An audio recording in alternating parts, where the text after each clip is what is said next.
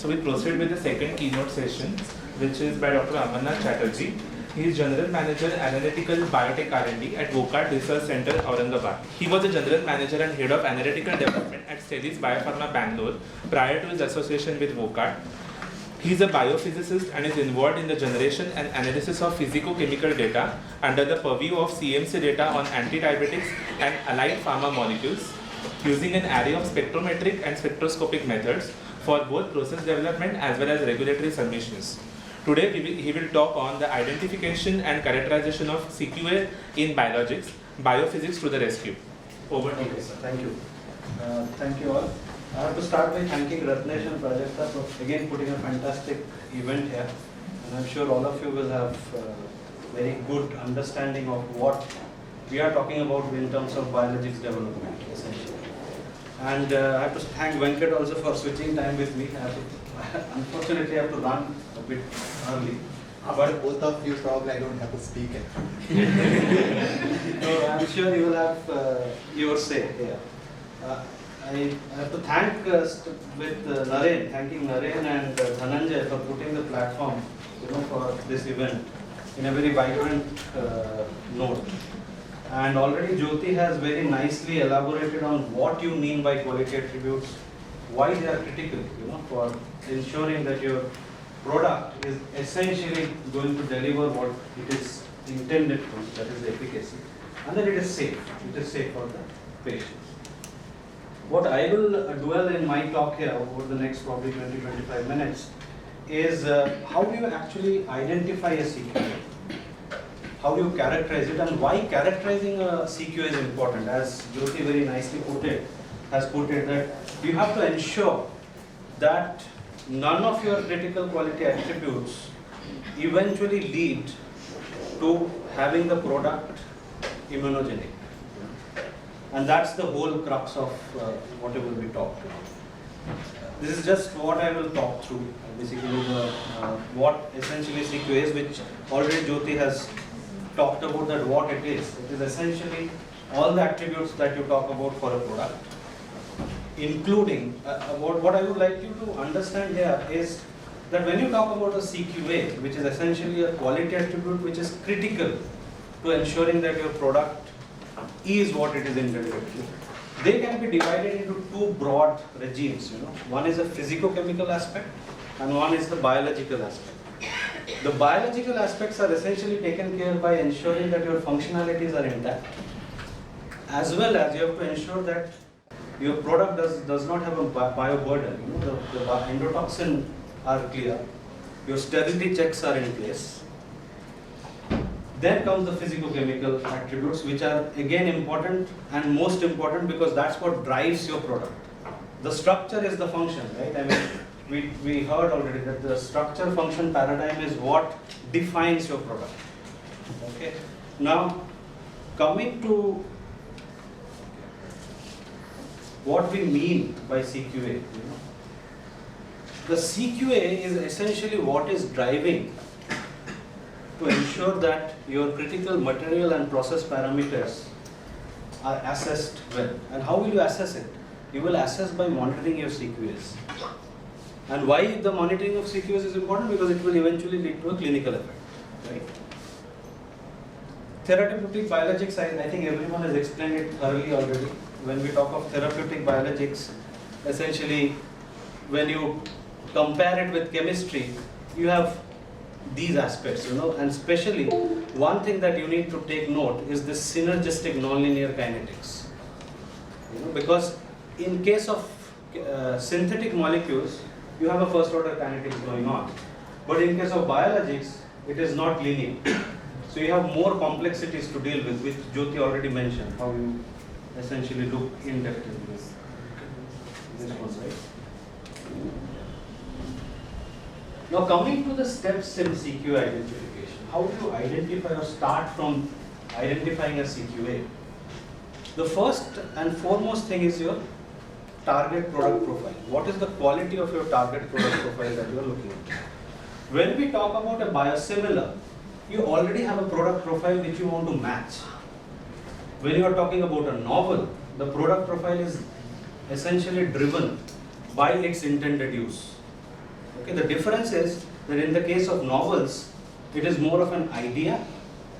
In the case of biosimilars, you already have the idea in place as a product which you are trying to match. And then once you have the QTPPs in place, then you go into basically characterizing your product, basically the reference product in case of biosimilar. And in case of novels, you characterize your own product. Very thoroughly you have to characterize. And then you have to come out with the aspects of the quality of that product, physicochemical and biological, which are critical for it to be either a biosimilar or its intended use in case of a novel. And of course, this is what essentially the entire crux, that the patient is what you have to keep in mind, which Ratnesh put very nicely in his starting talk. So what I thought of doing here is giving you an example, a very laboratory specific example that, okay, we know about all this stuff, but where do I start? You will start by, in case of biosimilars, you will start by analyzing your reference product. You know, this is just an example. I mean, where I am talking about an RPHPLC profile.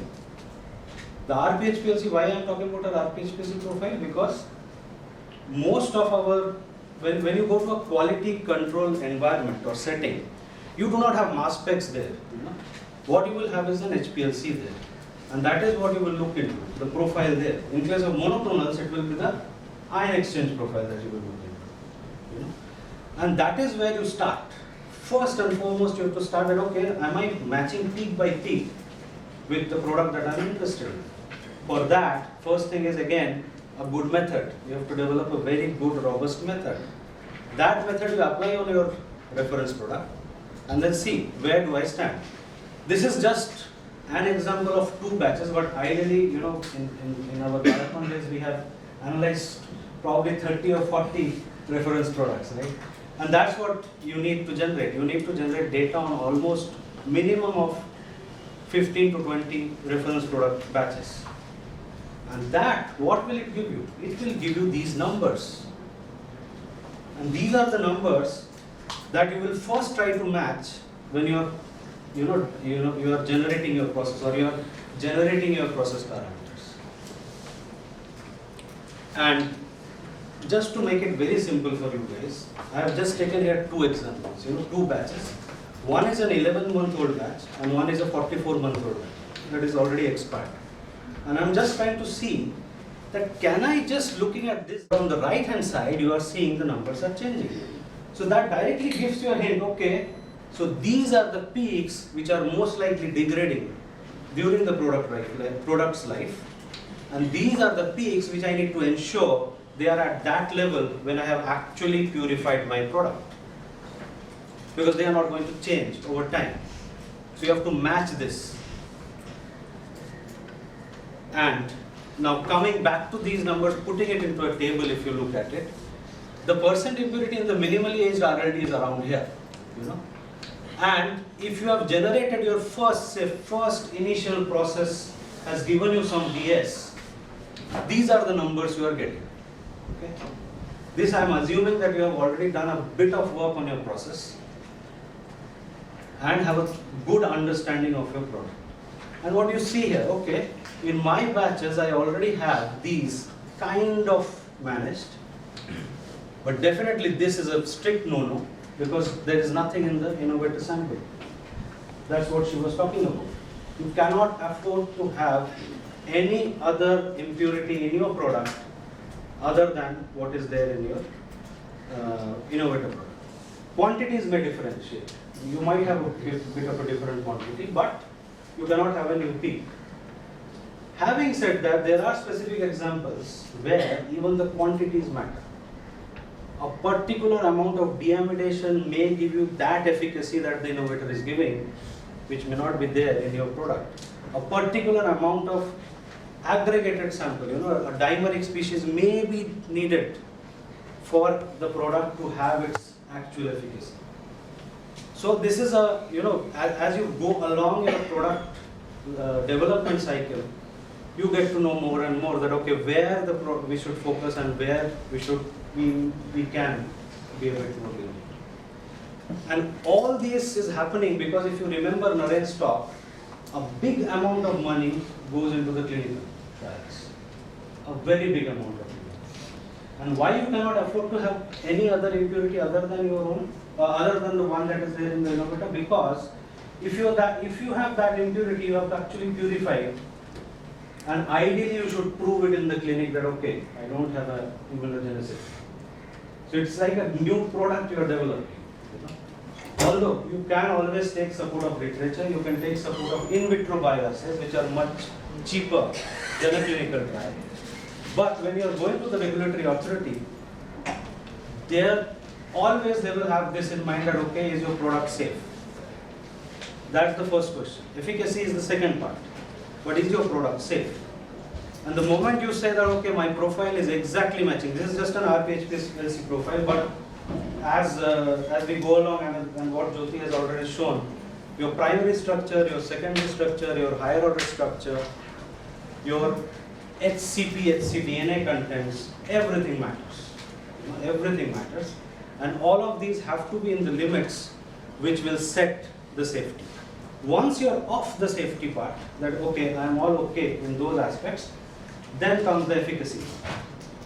I am not demeaning efficacy. Efficacy is equally important to safety, but safety is the first thing that the person will look at, and hence you cannot afford to lose track of your critical quality attributes, which will define your product. Can I ask a question? Sure. Both Jyoti and Amanna. So at this stage, for example, in your experience, this is early process development. How many molecules would be there in your pipeline? Would there be 3, 5, or 10? If we are talking about a biosimilar product development, Biosimilar, yeah. and since you know that okay, I am looking at a cost of about say 40 to maybe $80 million, Yeah. you will have around 5 to 6 molecules in your No. product. What I mean is, like for example, you have a 1.1% impurity in this product, right? And you have multiple clones. So how Okay. many clones will you be analyzing at this stage, for example? At this stage, we may be analyzing about 3 or 4 clones, not more. Okay. 3 or 4 clones, I would say. Because here the quality target profile is very defined. Yeah. And accordingly, you can do your analysis in the back end, and that's where going forward, especially for the monoclonals, the in silico analysis will be Yeah. of huge advantage, because you cannot really predict your glycosylation patterns unless you have multiple clones. Yeah. What I am talking about is here basically an E. coli product. Okay. So there you don't have an issue Of of glycosylation. a PTM. But the moment you go to a CHO cell line product or any of the mammalian cell line product, that is where you need to have probably a minimum of 15 to 20 clones that you will look at. So just to be on the same page, when it is an E. coli product, maybe 3 to 5 clones, but when it is a mammalian product, it has to be 15 to 20 clones that you will look at initially. Yeah. May I know if there is any computational approach or automation through which you can identify this clones? See, that there are. In fact, you should talk to Naren about this. Yes, there are. And although it started off way back in early 2000, I would say, when the bioinformatics was taking its first steps. As of today, there are online tools which are available. Yeah, you have further. Yeah, so that this PTM modification which happens, can it be like through this computation approach before it gets started? Like, is there a chance where it can nullify? Yes, that's what I think. There are a lot of data analytics is where it gets into, and that's exactly where Naren's company is also putting a lot of effort there. And there are a few, in fact, IT companies also which have come into the foray. When you talk about all the way to personalized medicine, the initial start is this data analysis only. And that is where even the in silico analysis has now taken shape already, where you can already predict that what kind of PTMs will I be having eventually. Naren, you can add. Yeah, you're right. So now this is just another example. Okay, this is an example of a molecule which has a monograph. And whenever you have a monograph, you already have some ideas. Okay, my CQAs will be defined within these monograph only.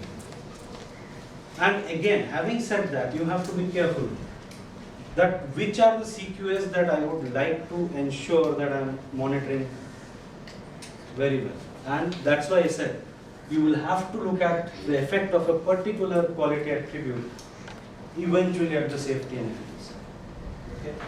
Okay? And here if you see all these parameters, be it the HMWP, which is essentially telling you about the aggregates, be it the related proteins, be it one of the metallic ion content that is important for that product, be it the sterility and especially the assay, all these are critical quality attributes that you will need to ensure is well under control to have a product, good product. And that's why these are definitely CQAs that you would like to keep an eye on. Okay. Now, CQA characterization. Why it is important? The CQA characterization is important because you need to know that, okay, based on my previous analysis, I am telling, okay, this particular parameter is a CQA. But are you on the right path? Is it actually a CQA? Or are you looking at something which need not be looked into? You know? And that's why it becomes very important that you characterize your CQAs. And when I say characterize your CQAs, it is all the way from aggregate characterization, related substance characterization, your HCP characterization, your HCDNA characterization. Everything you have to characterize. Even the particulate matters that you see, the visible or you know, some of the particulates are not visual, but they will be there, present, which you have to do. I mean, there are currently techniques like microflow imaging. You have, of course, light scattering, and all these aspects you will have to look at. And these are just some of the aspects which already Jyoti's slide had shown. But this is something which again just tells you that, okay, all these analytic tools are at your disposal as of today to understand all these which give you quality attributes, and many of them will be critical quality attributes. Okay. You will learn more and more about this, and these are the workflows that are there, you know, by which you do a physicochemical characterization, and that's why I said that biophysics is very important here. And when you talk of biophysics, it is essentially the physics of a biomolecule. You're trying to decipher that what physics can I use to understand the biomolecule, as well as what is the physics behind working of that biomolecule. Now I will give you a few examples of CQA characterization. Few. I'm sure Venkat will cover more on all these aspects. But to start with, let's take the first example. This is actually a published data. We had a publication, if you remember, it is from my Biocon days only. This is one of the products that we worked on in Biocon, the GCSF.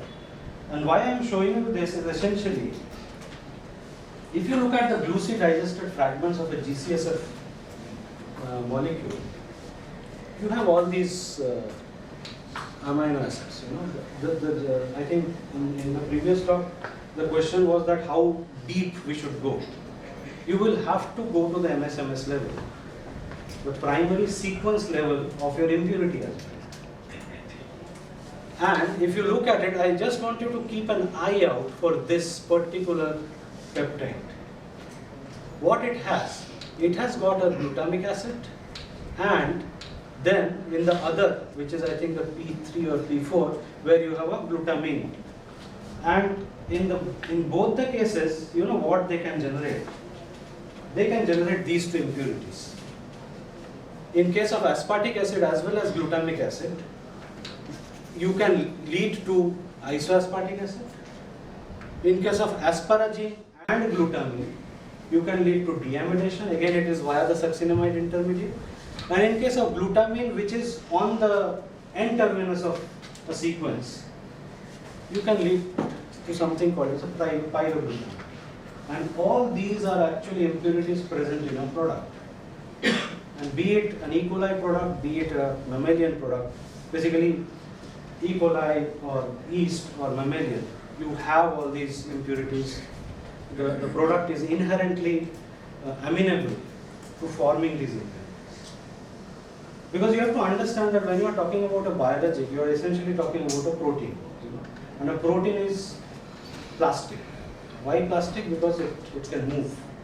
Each of the bond has a movement, and which essentially, if you have a movement on one side of the protein, it can carry over all the way to the other side. The only saviors there are the side chain packings. And the side chain packing is very important there. And these are the side chains only which lead to either a PTM getting attached to the side chain, or the deamidation, or whatever pyroglutamate we talk about. Now, why am I talking about this? See, when we are getting more deeper into the MS aspect of any protein, you have to be careful, because when you are doing the MS, you have a lot of energy happening in the source of the mass spec, right? Many of you must be knowing what mass spec is, right? So you have where you nebulize basically you are taking your protein and nebulizing it. You are making it to very fine droplets, and each of these droplets are charged and they are interacting with the charge, right? So something may happen in the source as well, and you think that okay, it is present in my solution, which may not be correct. So why I'm putting emphasis on this is that whenever you now go back, or whatever you learn in this workshop, you keep in mind that okay, what I'm looking at, is it actually present in the solution, or is it because of something happening in the mass spec, for example? Or is it something happening because my characterization methodology, even the RPHPLC for example, my buffer is not creating any mess, right? So all these aspects also you have to keep in mind, because the buffer itself is important even in RPHPLC. You may think that okay, this is my CQA, but it may not be actually present in your molecule the moment you change the buffer. Now this is just an example. If you look at this, okay, let me go to the other one. This is what I wanted to show you. You can check out this paper. So what it shows is that in case of mass spec, it is very specific to mass spec. If you change your capillary voltage and the change that you see in your relative impurity is going linearly with the capillary voltage, you can be absolutely sure that that particular impurity is actually present in your solution, because it is not modulating with the capillary voltage. But if your relative abundance of that species is modulating here and there, as you change your capillary voltage, you have to be careful, because that might be present or happening because of the source voltages inside the mass spec. Similar things happen when you are looking at buffer of an RPHPLC. You may see an aggregation, especially this is important for your SEC buffers. You may see an aggregation happening in a certain buffer, but actually that might not be present in your sample. That's why when you are looking at proteins, you have to keep in mind that proteins have hydrophobics interplaying in each of their bonds. So first you have to look at that, okay, my aggregation, is this something which is being driven by the buffer? So you have to first ensure that. And one of the best ways to ensure it is to use some ionic agents in your buffer. That's why. Yeah. Like GCSF, it's itself an aggregate formed as an inclusion body, right? So, like if my buffer has an aggregate, and this is also expressed, like it's not formed in a, like after refolding also, it is also present in a form of aggregate, the GCSF. So will it interfere the results when I'll see the HPLC? Like, if I can differentiate between the aggregate of the buffer or of the so what you are talking about is much upstream. So where my product itself is formed as an inclusion body, so it is misfolded. So you are first destroying the fold by adding guanidine or urea or something, then refolding it, and then you go through one step of purification and then look at it. What I am talking about here is to be careful when you have already purified your molecule, and then you are looking at your product. कि वहाँ पे finally what aggregated species are already present. You know, it is inherent to the solution, or is it something that is being created by your buffer?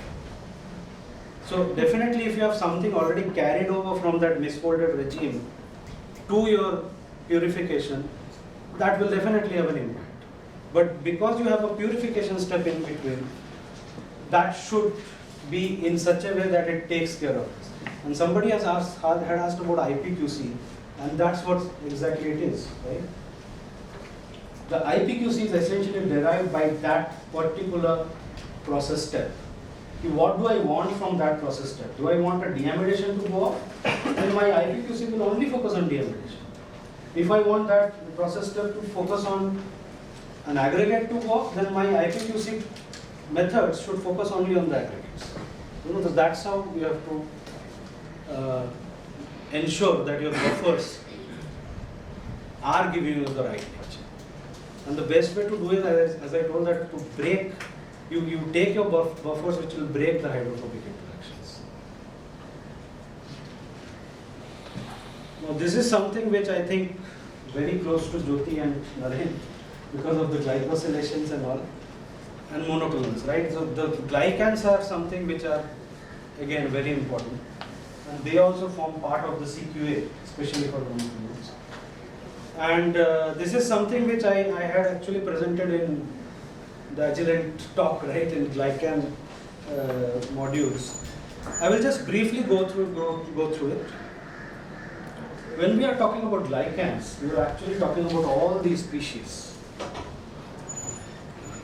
This is just glimpse of the species, but there will be n number of such species. And as Jyoti showed very nicely, that it may not be necessary for you to match each of these with your innovator, because eventually it is driven by the function that each of these are imparting, and that is where your fucosylation becomes very important. Right? The moment you have an afucosylation, that becomes an issue. So you have to ensure that your fucosylation moieties are well understood, well characterized, and you are all as much as possible matching with them.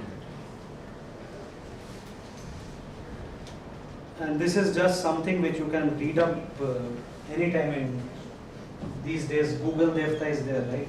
So you can have a lot of information in Google. But having said that, you just need to understand that the basics remain the same. What you would have read back in your, class 11 and 12 science.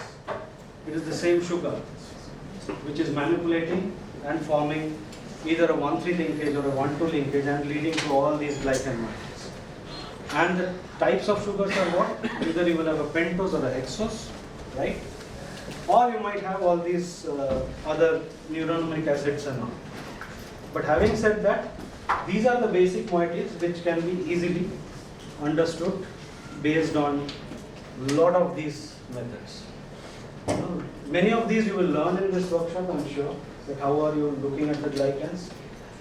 And just to give you a glimpse that you can do glycan analysis by HPLC or MS, and you can look at either a top-down or a bottoms-up approach. Basically, you have the molecule, the monoclonal antibody there, you cleave it, or you start from actually the peptide mass map, which is basically you have cleaved the product already by enzyme and then go work your way upward.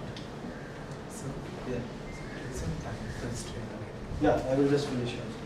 So, just to quickly say, I hope I have been able to give you that understanding that why CQ is important, how do you identify CQ, and why the characterization of CQ is important. If you have any questions, I'm there for another probably 30 minutes or so. Otherwise, anyway, we have another nice lecture coming up from Venkat, and thank you for your attention.